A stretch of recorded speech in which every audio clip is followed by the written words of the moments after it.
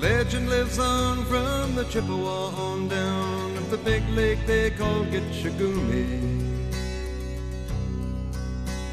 The lake, it is said, never gives up her dead when the skies of November turn gloomy. With a load of iron ore, 26,000 tons more than the Edmund Fitzgerald weighed empty. That good ship and true was a bone to be chewed when the gales of November came early.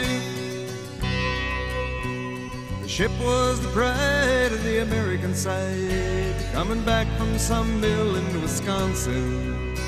As the big freighters go, it was bigger than most, with a crew and good captain well seasoned, concluding some terms with a couple of steel firms when they left fully loaded for Cleveland. Then later that night when the ship's bell rang, could it be the north wind they'd been feeling?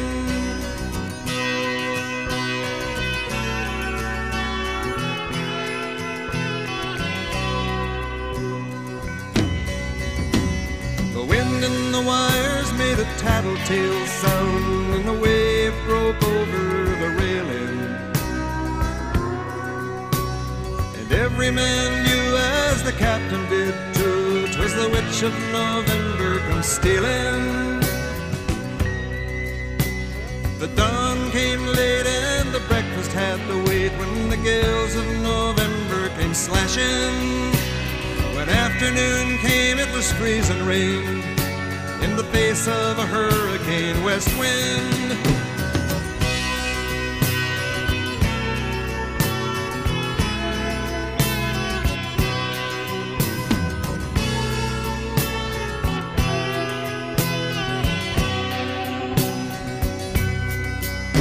When supper time came, the old cook came on deck saying, "Fellas, it's too rough to feed you." At 7 p.m. a main hatchway caved in. He said, "Fellas, it's been good to know ya." The captain wired in, he had water coming in, and the good ship and crew was in peril. And later that night when his lights went out of sight, came the wreck of the Edmund Fitzgerald.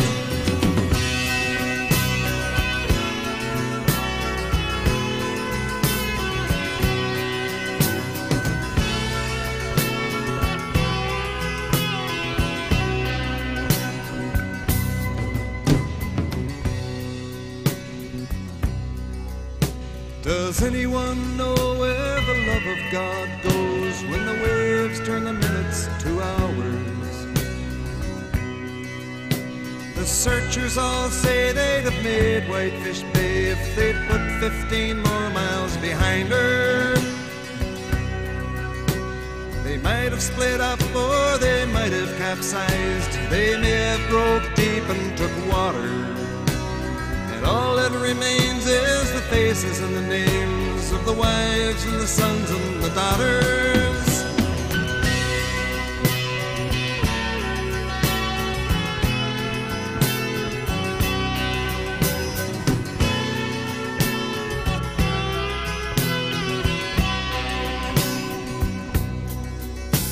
Lake Huron rolls, Superior sings in the rooms of her ice-water mansion.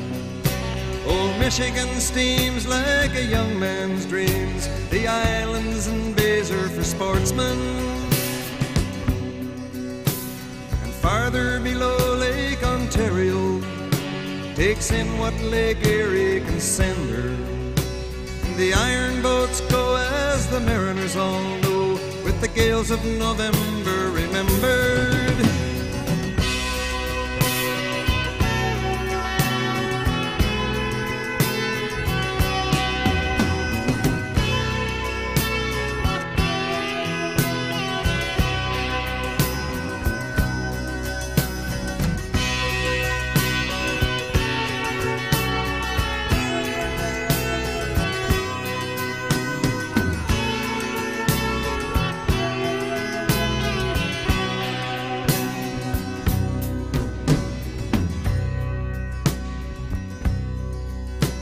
In a musty old hall in Detroit, they prayed in the Maritime Sailors' Cathedral.